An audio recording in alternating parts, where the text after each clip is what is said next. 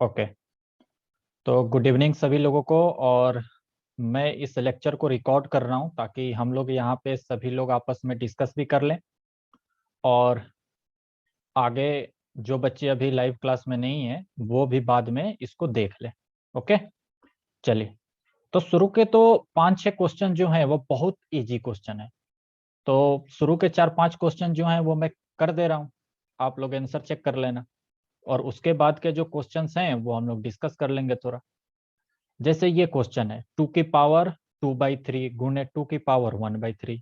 ये तो बेहद आसान क्वेश्चन है कि हाँ, यहाँ क्या करना है, नीचे दोनों सेम है तो ये नीचे वाला दोनों सेम रहेगा और ऊपर वाला ऐड हो जाता है। तो 2 की पावर क्या हो जाएगा, 2/3 प्लस 1/3। तो ये कितना आ गया, 2 की पावर, नीचे रहेगा 3, ऊपर 2 + 1, यानी कि ये आ गया 2 की पावर 3/3, यानी कि 3 से 3 कैंसिल हुआ, 2 की पावर 1 यानी कि 2 आंसर। तो ये तो बेहद आसान क्वेश्चन है। सेम ऐसे ही है दूसरा क्वेश्चन, यहाँ पे भाग में है तो हम क्या करेंगे, माइनस कर देंगे। ये भी बहुत आसान क्वेश्चन है। क्या करेंगे, 6 की पावर क्या हो जाएगी, 1/4 माइनस 1/5। ठीक है, इसमें हम कौन सा नियम लगा रहे हैं, अरे भैया a⁴n बटा a⁴m, तो a⁴n-m, ये वाला नियम लगा रहे हैं। तो ये हो जाएगा 6 की पावर 5 और 4 का जब हम लोग एलसीएम निकालेंगे, लसन निकालेंगे तो 20 आ जाएगा और यहाँ पर आ जाएगा 5, यहाँ आ जाएगा 4, यानी कि 6 की पावर 1/20 हमारा आंसर हो गया। ये भी बहुत आसान क्वेश्चन था, 6 की पावर 1/20।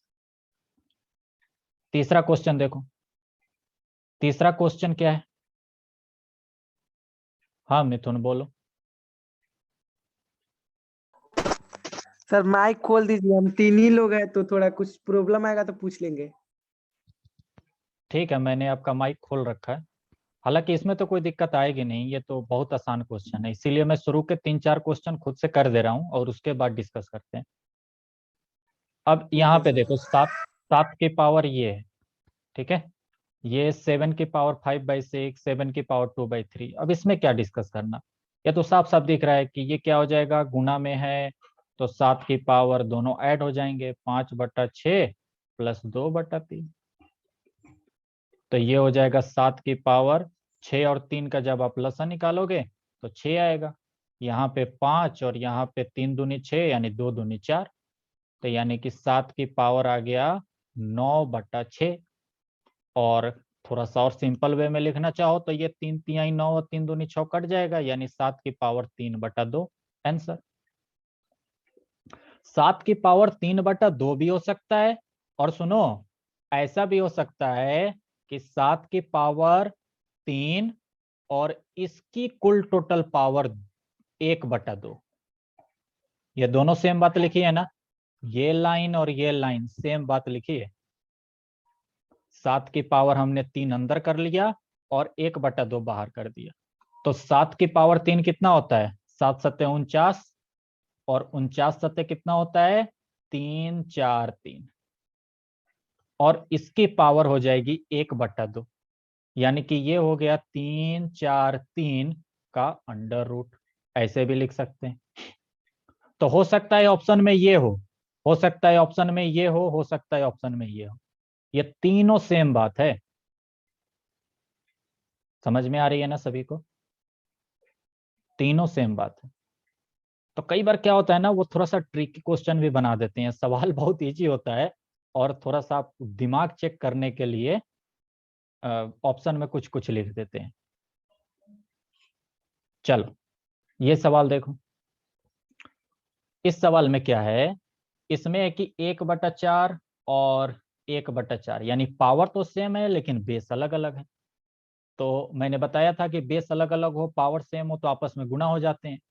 अगर मान के चलिए a⁴m है और b⁴ भी m है, तो a गुने b हो जाता है और टोटल पावर m हो जाता है, यानी कि 3×5 हो जाएगा और कुल टोटल पावर 1/4 हो जाएगा। तो ये हो गया 5 तिहाई 15 की पावर 1/4 आंसर। बस खत्म। अगला सवाल देखो, 5वां नंबर सवाल। 5वें नंबर सवाल भी बहुत आसान है। इस तरह के सवाल करने के लिए हमें ये दिमाग में रखना चाहिए कि भैया 81 की पावर जो है वो 3/4 है। तो 81 को कुछ ऐसा लिखें कि पावर में 4 करके कुछ लिखें ताकि ये 4 खत्म हो जाए। मेरी बात समझ रहे हो ना? मिथुन, मैंने आपका माइक खोल रखा है, पहले आपसे बात करते हैं। यस सर, समझ रहे हैं। समझ रहे हो ना कि हम 81 को यस। इस तरीके से लिखें कि कुछ की पावर 4 आ जाए ताकि ये नीचे वाला 4 कट जाए, तो हमारा काम आसान हो जाएगा। जो ये ज्यादा कठिन सवाल दिख रहा है वो आसान हो जाएगा। तो 81 को डायरेक्ट किस चीज की पावर 4 लिख सकते हैं? डायरेक्ट याद है? के पावर 4। हाँ, और अगर याद ना हो तो क्या करना है? गुणनखंड कर लेना है। लेंगे। 3 से करोगे तो यहाँ कितना आ जाएगा? 27 आ जाएगा। फिर 3 से करोगे, फिर 3 से करोगे 3 आ जाएगा। तो ये आ गया 3 की पावर 4 और कुल टोटल की पावर 3/4। हाँ बिल्कुल सही बात। ठीक है, तो ये 3 की पावर 4 और कुल टोटल की पावर 3/4। तो अभी आपस में गुना हो जाएगा और ये हो गया 4 गुने 3/4 खत्म। 3 की पावर 3 यानी कि 3 तिहाई 9, 9 तिरका 27 आंसर हो गया हमारा। अब जरा मुझे सुधांशु तुम बताओ, ये 64 को हम कैसे करेंगे? 64 की पावर माइनस का 1/2 है, बताओ।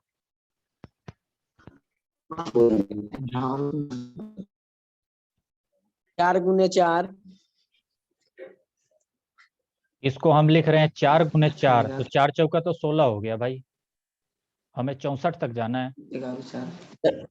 1/4 सर। यानी आप कह रहे हो कि 4 गुने 4 गुने 4 लिख दें, ठीक है? यानी कि 4 की सर पावर 8 गुने 8। सर 8 गुने 8 लिख दीजिए सर। क्यों 8 की? अभी आपने 4 बोला, या 8 कैसे समझ में आया? 8 क्यों लिखें? सर गलती हो गया थोड़ा। काफी बना के देखते हैं। नहीं, मैं सर ये कह रहा हमारे हूँ कि आपने सर 8 हमारे कैसे सोचा? 8 कैसे सोचा अपना? 8 यहाँ हम क्यों लिखें? 8 की पावर 2 क्यों लिखें? 8 सर गुने 8। 8×64 हो जाएगा सर। अरे तो 4 की पावर 3 भी तो 64 होती है। जी। तो 4 की पावर 3 लिखे कि 8 की पावर 2 लिखें? सबसे अच्छा क्या रहेगा? 8 के पावर 2 लिखिएगा कि 1/2 है ना, इसी के लिए। हाँ, ये बात सबसे इम्पोर्टेंट है कि 64 को हम लोग जो लिखने वाले हैं, यही तो मैं सुनना चाह रहा हूँ कि ये बताओ कि ये क्यों नहीं लिखेंगे, ये क्यों लिखेंगे? सवाल करने का तरीका समझो ना। सवाल रटना नहीं है, सवाल करने का तरीका समझो कि वो चाह क्या रहा है, वो हमसे क्या चाह रहा है। ओके, रुक जाओ मिथुन, 1 मिनट, पहले ये सवाल सॉल्व करने दो। तो 64 को हम लोग क्या लिख सकते हैं? 8 की पावर 2। 4 की पावर 3 भी लिख सकते थे। अगर यहाँ पर 1/3 होता कुछ, तब हम वो लिखते ताकि हमारा सवाल जो हो अच्छे से सॉल्व हो जाए। तो 8 हटाई 64 हो गया और इसकी कुल टोटल पावर माइनस का 1/2। तो ये 2 2 कैंसिल हो जाएगा, तो ये अंदर बचेगा 8 की पावर माइनस का 1, यानी कि 1/8। क्योंकि माइनस में होता है तो वो नीचे आ जाता है। बताओ मिथुन क्या है? सर 2 का पावर 6 भी तो लिख सकते थे। गुणनखंड करेंगे अगर 64 का, बस 2 का हाँ, पावर 2 की 6। पावर 6 भी, लेकिन यहाँ 2 की पावर 6 लिखना अच्छी बात है क्या? नहीं सर। अगर होता सवाल ऐसे कि 64 की पावर माइनस का 1/6, तब हमें ये तो चीज दिमाग में आना चाहिए। अगर जी। होता 64 की पावर माइनस का 1/3 या 2/3 या 4/3, कुछ ऐसे होता, नीचे 3 होता, तब हमें ये वाला दिमाग में आना चाहिए। 4 की पावर। मैं यही चीज सिखाने की कोशिश कर रहा हूं कि सवाल कैसे करते हैं, इस पर सबसे ज्यादा ध्यान दो। ठीक है, देखो एक कंसेप्ट पर अगर आपने 10 सवाल किए, लेकिन वो 10 सवाल हुए कैसे, उसके मतलब एल्गोरिथम कहा जाता है कि उसके एल्गोरिथम को, उसके कंसेप्ट को समझ लिया ना, तो वो 10 ही सवाल पर्याप्त हैं। और अगर आपने किसी कंसेप्ट पर 50 सवाल कर लिए, लेकिन आपके दिमाग में वो एल्गोरिथम, वो कंसेप्ट नहीं घुस रही है, तो वो 50 सवाल बेकार है। इस बात का ध्यान रखो। चलो, 6 के बाद अब आया 7वां क्वेश्चन। 7वां क्वेश्चन भी भैया बहुत आसान क्वेश्चन है। यहां पर तो ए और बी दे रखा है, हमें सिर्फ उसका वैल्यू पुट करना है बस। तो पहले सवाल में क्या करो, ए की जगह 2 रखो और बी की जगह 3 रखो, प्लस बी की जगह 3 और ए की जगह 2, और इसकी कुल टोटल पावर -1। अब क्या करें, अब डायरेक्ट लिख दो, क्या जरूरत है, ये कोई बहुत बड़े नंबर तो है नहीं। तो 2 दूनी 4 दूनी 8 और ये 3 तिहाई 9 की पावर -1, तो 9 8 हो गया 17 की पावर -1। तो किसी भी नंबर की पावर -1 होती है तो वो 1/17 हो जाता है। कौन से नियम से, ए की पावर -n होती है तो ए अपॉन ए की पावर n हो जाता है। तो यहाँ पे 17 की पावर -1 है, तो 1/17 की पावर 1 हो जाएगी, जिसको मैंने 1/17 लिख दिया। खत्म। ये दूसरा सवाल, कोई दिक्कत नहीं है। दूसरा सवाल, ए की जगह 2 डालो, फिर ऊपर भी 2 हो जाएगा। बी की जगह 3 डाला, ऊपर भी 3 हो जाएगा। कुल टोटल पावर -1। तो ये 2 दूनी 4 और 3 तिहाई 9 तिरका 27 की पावर -1, यानी 27 4 31 की पावर -1, यानी कि 1/31 आंसर। खत्म। 1/31। हाँ ठीक है, मैं समझ गया, आपसे उल्टा लिख गया होगा। ओके, चलो अगला सवाल करते हैं। 1 मिनट। 3 तिहाई 9 तिरका 27। सुधांशु, हाँ बोलो सुधांशु। सर थोड़ा उल्टा लिखा गया है। हाँ, आंसर 1/31 होगा, आपने 13 लिख दिया है। मैंने तो सही किया है ना? जी थोड़ा जल्दी में उल्टा। जी मेरा तो सही है। यस सर, थोड़ा हम लोग से उल्टा लिखा गया है। ठीक है चलो आगे देखो। 8वें नंबर सवाल में कोई मुझे हिंट दे सकता है क्या कि कैसे करें इसको? ऊपर 81 है, नीचे 49 है, और 3/2 लिखा हुआ है। हाँ मिथुन, जरा समझाओ मुझे कैसे शुरुआत करें। सर 81 है तो 9 का स्क्वायर लिखिए। बिल्कुल सही बात है, हमने यहाँ पे लिख दिया बटा 9 बटा का 7 का स्क्वायर, और बटा 49 7 को का 7 का स्क्वायर, और कुल टोटल कुल के टोटल पावर का -3। -3/2। हाँ, हम स्क्वायर में इसलिए लिखे क्योंकि यहाँ पे नीचे 2 था, तो हम उस 2 को आसानी से काट लें, इसलिए हमने ये काम किया। अब क्या करें, 9 की भी पावर 2 है, 7 की भी पावर 2 है, दोनों की पावर 2 2 है। तो भैया इस क्या करो, 9/7 और दोनों की पावर एक जगह लिख लो, और कुल टोटल ऊपर की पावर -3/2 तो है ही।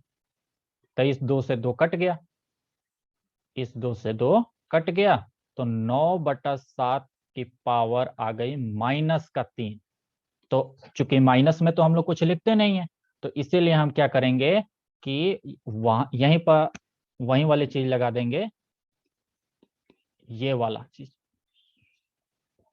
यानी ऊपर का नीचे और नीचे का ऊपर हो जाएगा।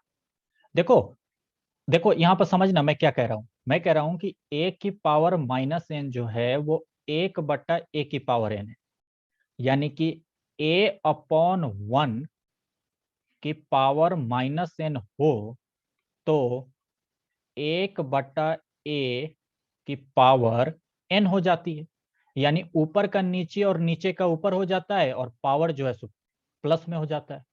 तो यहां भी क्या करो, 9 को नीचे 7 को ऊपर, 7/9 की पावर 3, 7/9 की पावर 3। तो क्या हो जाएगा, 7 को जब 7 का क्यूब करोगे तो आ जाएगा 3 4 3, और जब आप 9 का क्यूब करोगे तो आ जाएगा 7 2 9। खत्म। बताओ किसी को कोई दिक्कत है?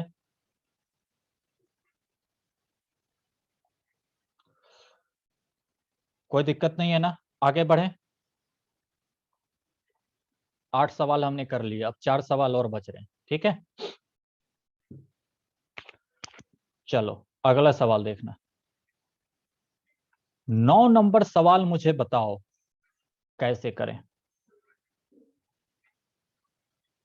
कोई बात करना चाहेगा इस बारे में?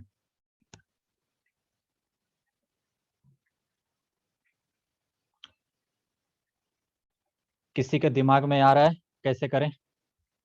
अच्छा, सुधांशु बोल रहे हैं, जरा इनसे बात करें। बोलिए सुधांशु। सर ई वाला सवाल हम नहीं बनाए हैं सर। अरे तो चलो अब सोचो ना, अब सोचो, जरा मेरे साथ में सोचो। यही बोलते हैं। सर सर रुकिए 2 मिनट, थोड़ा कोशिश कर रहे हैं, बना के दिखा देंगे। अभी मेरे साथ में सोचो, मुझसे बात करते हुए कैसे करें, फर्स्ट अप्रोच हमारा कैसा होना चाहिए, सोचो। सर यदि 5 में से एक से कुछ सवाल ही तो बताइए नहीं किए हैं आप। अरे तो हर टाइप का सवाल हम कराएंगे तभी करोगे क्या? एग्जाम में तो पता नहीं किस मतलब टाइप का सवाल आ जाएगा। थोड़ा अजीब सवाल है। हाँ अजीब है, थोड़ा सा इसमें किक है, थोड़ा सा मजेदार है, हार्ड नहीं है, थोड़ा सा मजेदार। हमको तो लग रहा है सर ये एक से आप पहले 5 में 5 1 से गुना करेंगे। देखिए सही। चलो मिथुन, तुम जरा मुझे बताओ, कुछ समझ में आ रहा है कि नहीं, थोड़ा बहुत, कि क्या करें, कहाँ से शुरुआत करें? सर आ रहा है, दिया है क्वेश्चन दिया है तो एक्स का मान ज्ञात करना है। हाँ बिल्कुल, एक्स का मान ज्ञात करना है।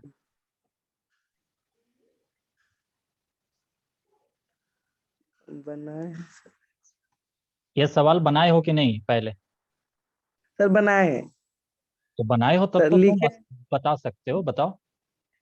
सर, लिखे हैं, गुना किया है, अच्छा 3 और 5 में गुना एक्स का आंसर कितना आया, तुम बताओ, एक्स आंसर कितना आया तुम्हारा? एक्स का हाँ, 9 आया है। एक्स का आंसर 9 आया है, नहीं गलत है। आंसर आएगा आपका 3। 3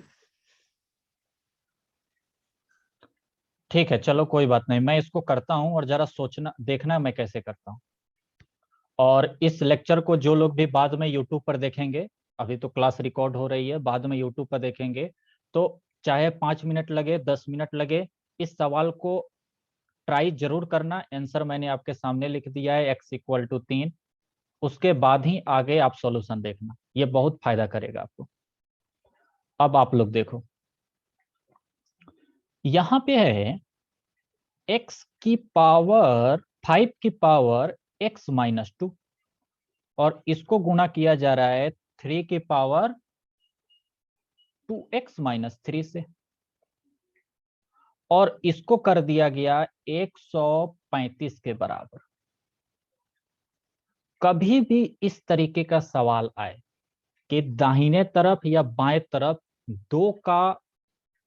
दो संख्या गुना हो और एक तरफ एक संख्या गुना हो, या एक तरफ 3 हो और एक तरफ 2 हो या 1 हो, तो कोशिश करना कि जो एक तरफ संख्या है उसको कैसे तोड़ें कि 5 की पावर में कुछ संख्या आए और 3 की पावर में कुछ संख्या आ जाए। मेरी बात समझ में आई ना, कि 135 को हम किस तरीके से तोड़ें, किस तरीके से इसका गुणनखंड करें, किस तरीके से लिखें कि 5 की पावर भी कुछ आ जाए और 3 की पावर भी कुछ आ जाए। उसके बाद हम क्या करेंगे कि कंपेयर कर देंगे। अब जरा देखना मैं कैसे कर रहा हूं। 135 को मैं क्या कर रहा हूं, 135 को मैं कर रहा हूं गुणनखंड, ताकि मुझे मालूम चल जाए कि 5 कितने हैं और 3 कितने हैं इसमें। तो इसमें सबसे पहले 3 से भागा लगेगा, ये आ जाएगा 3 चौका 12 और 3 पचे 15, फिर 3 से लग जाएगा, ये आ गया 15, फिर 3 से लग जाएगा और ये आ गया 5। यानी कि 135 जो है वो किसके बराबर है, 3 गुणे 3 गुणे 3 गुणे 5। यानी कि ये है 3 की पावर 3 गुणे 5 की पावर 1। अब आ गया ना, अब 3 की पावर 3 और 5 की पावर 1 में आ गया कि नहीं आ गया।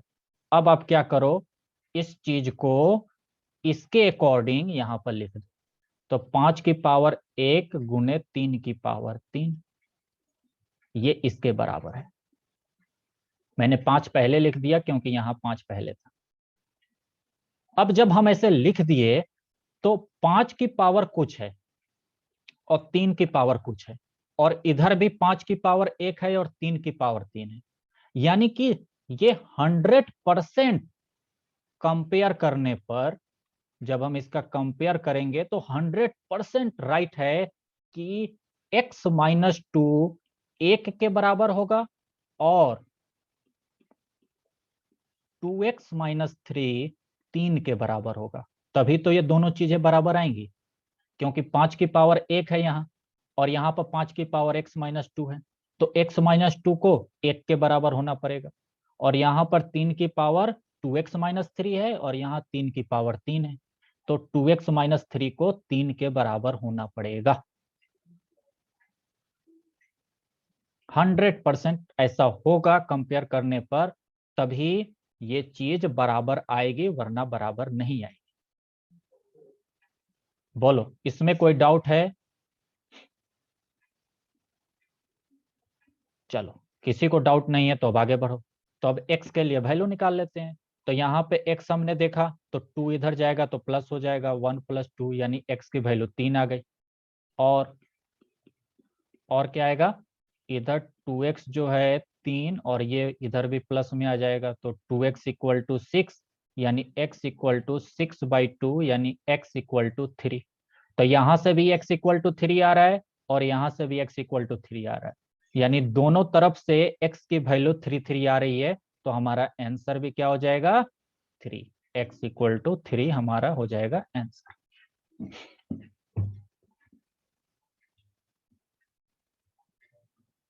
किसी को कोई डाउट है तो तुरंत मैसेज करो फटाक से, वरना मैं आगे बढ़ूं।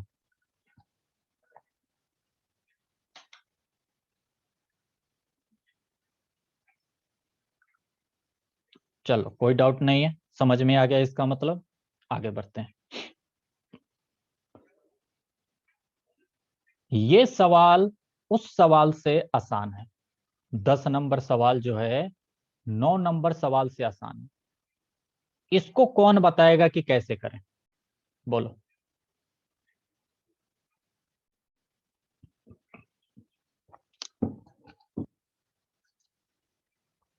कैसे शुरुआत करें?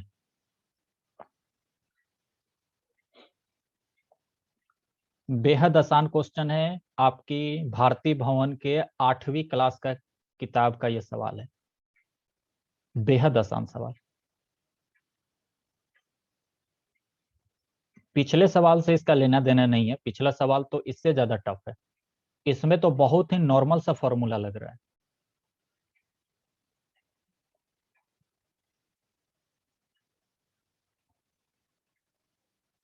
अरे, किसी को समझ नहीं आ रहा क्या? हे भगवान।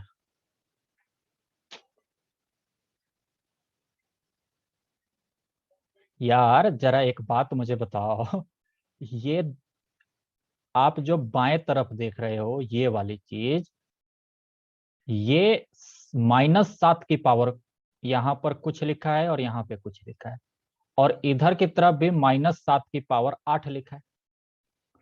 तो यानी अगर हम इस दोनों को, इसको और इसको आपस में मर्ज कर दें, आपस में जोड़ दें, तो एक संख्या बन जाएगी -7 की पावर कुछ, और इधर -7 की पावर 8 है। फिर हम क्या करेंगे, कंपेयर कर देंगे और दोनों का आंसर निकाल लेंगे। अब समझ में आया कि नहीं? मैंने हिंट दिया तो समझ में आया कि नहीं, बोलो।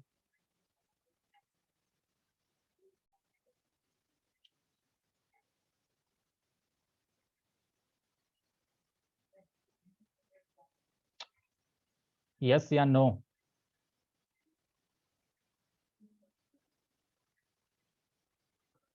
अभी भी नहीं समझ पाए क्या? देखो मैं इसको करता हूं। अब मैं इस सवाल को करने जा रहा हूं, ध्यान से देखो। देखो मैं क्या कर रहा हूं कि ये जो बाएं तरफ है, ठीक है, इसको मैं एक साथ लिखूंगा। तो अगर a की पावर n हो और गुने में a की पावर m हो, तो क्या a की पावर n प्लस m हो जाती है? ये बात सभी को मालूम है। तो -7 की पावर कुछ है और -7 की पावर x है, तो क्या ये -7 की पावर 2x-1 और प्लस x हो जाएगी कि नहीं? इसमें तो कोई दिक्कत होनी नहीं चाहिए। ओके, और इधर की तरफ -7 की पावर 8 तो है ही।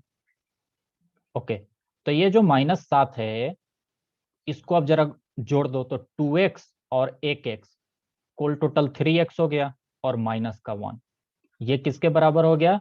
-7 की पावर 8। अब यहाँ पे -7 की पावर कुछ है और यहाँ पे -7 की पावर 8 है, तो ये दोनों कब बराबर होंगी?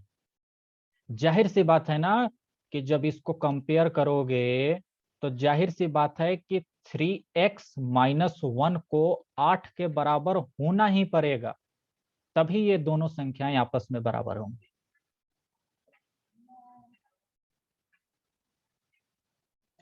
तो 3x इधर रह जाएगा और ये माइनस का एक जो है इधर जाके प्लस का एक हो जाएगा, तो यानी कि 3x इक्वल टू 9। तो यानी कि यहां से क्या आ जाएगा, x इक्वल टू 9/3, यानी कि x इक्वल टू 3 आंसर।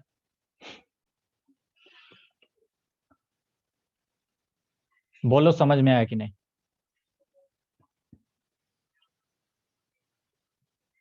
मिथुन समझ में आया?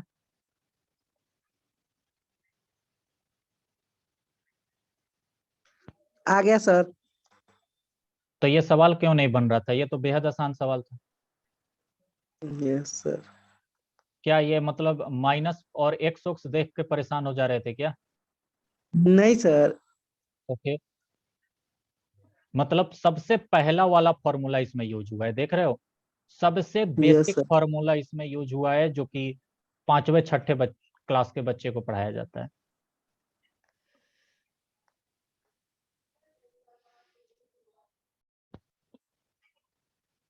ठीक है ना? सुधांशु, तुम्हें समझ में आ गया?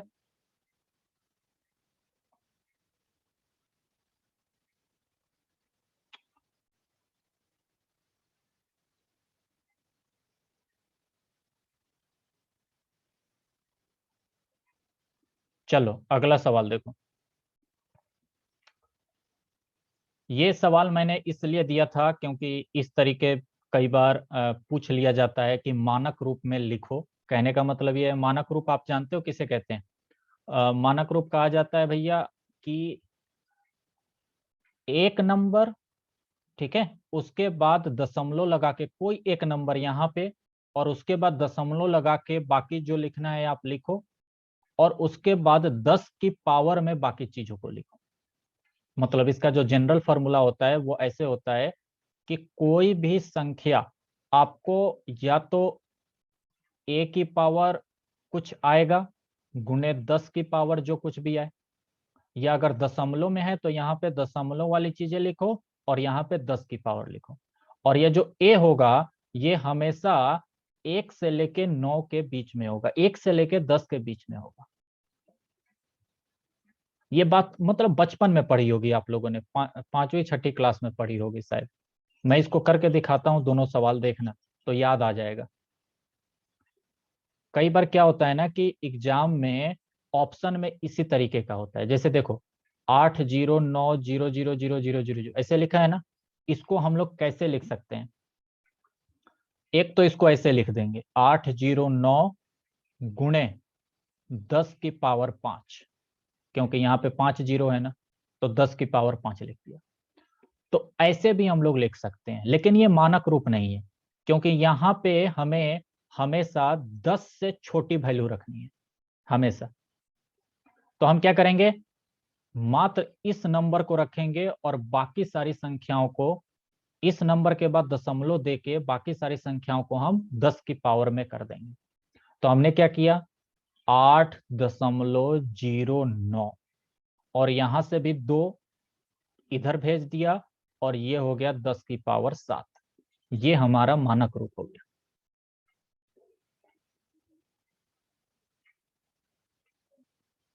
मानक रूप में मतलब यही होता है कि ये नंबर जो है वो 10 से हमेशा छोटा होना चाहिए, और बाकी जो चीज बचे ना, जो चीज भी बच जाए उसको यहाँ पे 10 की पावर में लिखो, चाहे प्लस में चाहे माइनस में। ये चीजें बचपन में पढ़ी जाती हैं, 6ठी 7वीं क्लास में। ठीक, इस वाले को कैसे करें, अगर दशमलव में हो तो कैसे करें, देखो इसको हम ऐसे लिख सकते हैं ना, 1/1 2 3 4, नीचे की तरफ 4 जीरो, ऐसे पहले लिख दिया। अब जरा मुझे बताओ, इसको ऐसे लिख सकते हैं 1/10 की पावर 4। तो जब ये ऊपर जाएगा तो क्या हो जाएगा, 1 गुणे 10 की पावर -4, आंसर खत्म। और अच्छे से लिखना है तो ऐसे लिख सकते हो 1.0, क्योंकि यहाँ कुछ भी नहीं है, गुणे 10 की पावर -4। ये सबसे अच्छा है लिखने का तरीका। तो ये मैंने बस इसलिए बताया था क्योंकि ऑप्शन में कई बार ये आंसर नहीं लिखा होता है, बल्कि ये आंसर लिखा होता है। मान के चलिए आपने किसी सवाल को सॉल्व किया और उसका आंसर ये आ गया, लेकिन ऑप्शन में आपको हो सकता है ऐसे दिखाई दे, स्टैंडर्ड रूप, इसको कहते हैं स्टैंडर्ड तरीका। ये स्टैंडर्ड तरीका है लिखने का। तो बच्चे क्या होता है ना, सोचते हैं अरे लगता है मैंने सवाल गलत किया है, लगता है ये सवाल मैंने गलत कर दिया है, ऑप्शन ही नहीं मिल रहा कोई, और जबकि ये ऑप्शन है। कई बार ऐसे मैंने देखा है। इसीलिए मैं कहता हूं भाई साहब, बेसिक पर ध्यान दो। बेसिक नहीं पढ़ोगे, छोटी छोटी चीजें नहीं आएंगी तो आगे कभी नहीं बढ़ सकते हो। ठीक है, सिर्फ उम्र बढ़ेगी और टेंशन बढ़ेगी, बाकी कुछ नहीं होगा। बेसिक पढ़ना सबसे ज्यादा जरूरी है। भले 2 महीने 3 महीने 6 महीने लग जाएं, लेकिन कोशिश करो कि 9वीं तक की बेसिक सारी चीजें पढ़ डालो, जहां जहां जिस जिस टॉपिक में, जिस जिस चैप्टर में आपको दिक्कत है मुझे बताओ, मैं भी कुछ मदद कर दूंगा। हालांकि मैं तो कर ही रहा हूं, अभी तो मैं बेसिक ही पढ़ा रहा हूं सभी लोगों को, लेकिन कई लोग ऐसे होंगे ना, जानते हो, कई लोग ओवर कॉन्फिडेंस में होंगे कि क्या ये सब छोटी मोटी चीजें पढ़ा जाए, जब 10वीं क्लास शुरू होगी तब पढ़ेंगे। और देखना 10वीं क्लास में शुरू करूंगा ना, मतलब 2 से 3 क्लास के बाद सब भाग जाएंगे, क्योंकि जैसे ही हार्ड हार्ड कैलकुलेशन आने लगेगी, थोड़ा सा कॉन्सेप्ट आने लगेगा ऐसा जिसका पीछे से लिंक है, सब भाग जाएंगे।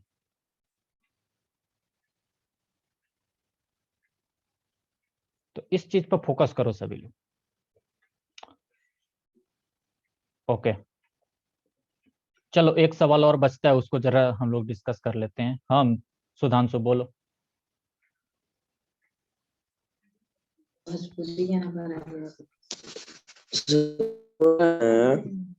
हाँ बोलो।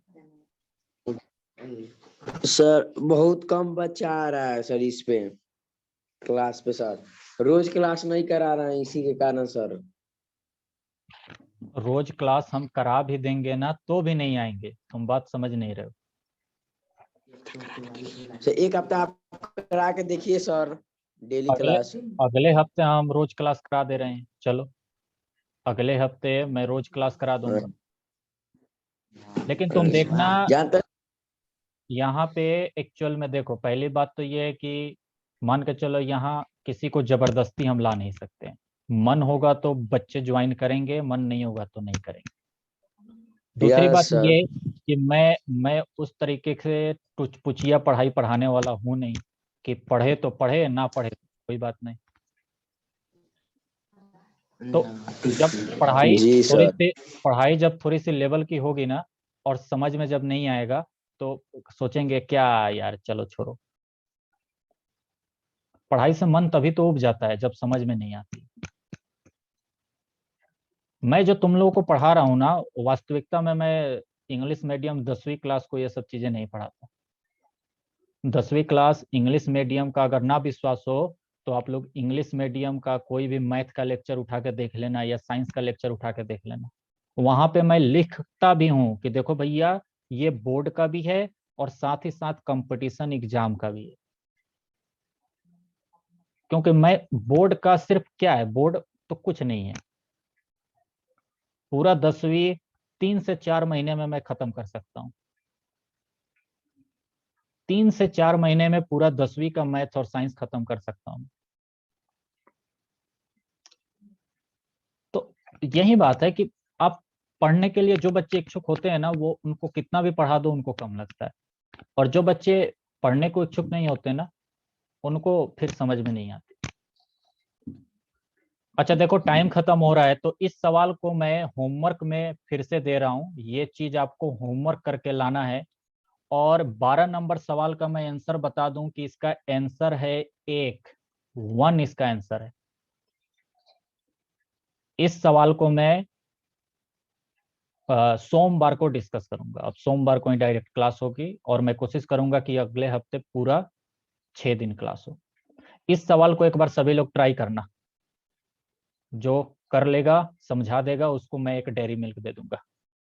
ठीक है, चलो इस लेक्चर को मैं यूट्यूब पे अपलोड कर दूंगा, बाद में चाहो तो वहां से भी देख सकते हो और नोट कर सकते हो।